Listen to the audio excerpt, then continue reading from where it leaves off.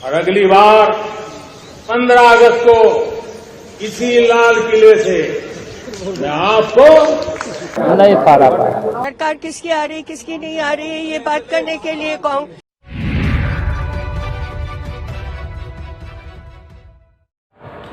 नमस्कार, इन खबर में आपका स्वागत है।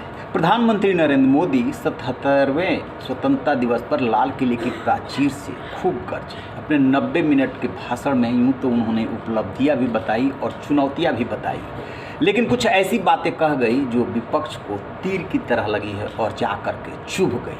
आखिरकार प्रधानमंत्री नरेंद्र मोदी ने ऐसा क्या कहा कि जिस पे विपक्ष नाराज हो रहा है या आलोचना कर रहा है कि प्रधानमंत्री को ये बात नहीं बोलनी चाहिए। तो सबसे पहले उन्होंने जो बात बोली है वो ये कि अगले साल 15 अगस्त को मैं फिर आऊँगा और यहीं पे ध्वजारोहण करूँगा, आपकी प्रगति बताऊँगा। जरा सुनिए पीएम ने क्या कहा। और अगली बार 15 अगस्त को इसी लाल किले से मैं आपको देश की उपलब्धियां, आपके सामर्थ्य, आपके संकल्प, उसमें हुई प्रगति, उसकी जो सफलता है, उसके गौरवगान, उससे भी अधिक आत्मविश्वास के सामने आपके सामने मैं प्रस्तुत करूंगा।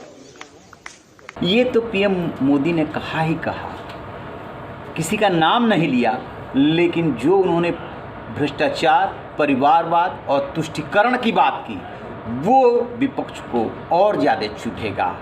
वजह ये है कि कांग्रेस समेत तमाम जो क्षेत्रीय दल है वो परिवारवाद के जकड़न में जकड़े हुए हैं। तो भला ये बात उनको क्यों नहीं बुरी लगेगी। सुनिए पीएम मोदी परिवारवाद, भ्रष्टाचार और तुष्टीकरण को लेकर के क्या बोले। कि हम ईमानदारी से भ्रष्टाचार के खिलाफ लड़ रहे हैं। आज परिवारवाद और तुष्टीकरण, इसने देश का बहुत बड़ा दुर्भाग्य किया है। अब लोकतंत्र में ये कैसे हो सकता है कि पॉलिटिकल पार्टी, और मैं विशेष बल दे रहा हूं पॉलिटिकल पार्टी, आज मेरे देश के लोकतंत्र में एक ऐसी विकृति आई है जो कभी भारत के लोकतंत्र को मजबूती नहीं दे सकती। और वो क्या है बीमारी? परिवारवादी पार्टियां। और उनका तो मंत्र क्या है? Party of the family, by the family and for the family. अब ये जब पूछा गया, कांग्रेस के नेता हैं, वरिष्ठ नेता हैं, स्पीकर रही हैं मीरा कुमार से, तो सुनिए उन्होंने क्या कहा। ये निजी बातें क्यों कर रहे हैं वहाँ? सरकार किसकी आ रही किसकी नहीं आ रही है ये बात करने के लिए कौन। यहाँ वहाँ लाल किले की प्राचीर नहीं बनी है।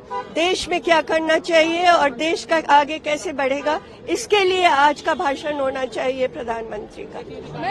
अब भला आरजेडी चीफ, पूर्व मुख्यमंत्री, पूर्व रेल मंत्री लालू प्रसाद यादव कैसे चुप रहते। सो वो भी आए और देखिए वो क्या कह रहे हैं। सर मोदी जी अगला बार फहरा पाएंगे? नहीं फहरा पाया। तो क्या आज उनका क्या मना है? मोदी जी का जो झंडा अंतिम है उनका, आगे क्या होने वाला है?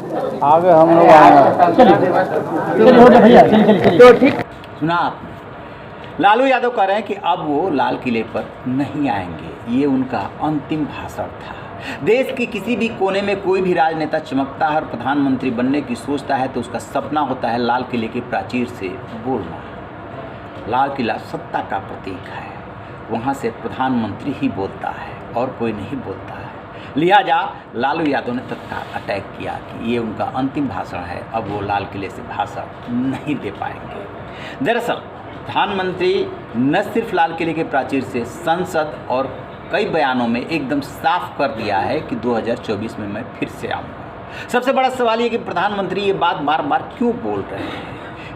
एक बार तो उन्होंने यहाँ तक बोल दिया, संसद में ही बोला कि 2029-2028 में विश्वास प्रस्ताव लाइए कि 2029 में मैं फिर से आऊँगा। उसका जो निहितार्थ है वो ये निकलता है कि 2029 में मैं फिर से आऊँगा। देखिए राजनीति में होता क्या है कि अपने कार्यकर्ताओं, समर्थकों में संदेश देने के लिए बताया जाता है कि मजबूत स्थिति में हैं, हम फिर से आ रहे हैं। प्रधानमंत्री नरेंद्र मोदी पूरे जोश व खरोश और एनर्जी के साथ ये बोल रहे हैं ताकि समर्थकों में सकारात्मक संदेश जाए। विपक्ष ने बेंगलुरु में जो बैठक की थी और इंडिया जो अपोजिशन बनाया था, उसके बाद से ऐसा लगा जैसे कि अपोजिशन भारी पड़ रहा है। सिर्फ राजनीतिक जंग या चुनावी जंग ही नहीं लड़ी जाती है, एक मनोवैज्ञानिक जंग भी होता है। वो किस लिए होता है? वो यही तोड़ने के लिए होता है, सामने वाले के मनोबल को तोड़ना। किसी भी जंग को जीतने के लिए मोराल का हाई होना बहुत ज़रूरी है। जब तक मनोबल बढ़ा हुआ नहीं होगा तब तक आप जंग नहीं जीत सकते। 6 महीने बाद दोनों पक्ष को चुनावी जंग में कूदना है। सो प्रधानमंत्री अपना काम कर रहे हैं, अपने कार्यकर्ताओं और समर्थकों के लिए कर रहा है, और विपक्ष अपना काम कर रहा है। दोनों खिलाड़ी अपने अपने पैंतरे पे डटे हुए हैं। ये तो 2024 का चुनाव परिणाम बताएगा कि किसके हाथ क्या लगा, किसके हाथ बाजी लगती है। रही न बेखबर, देखते रहिए।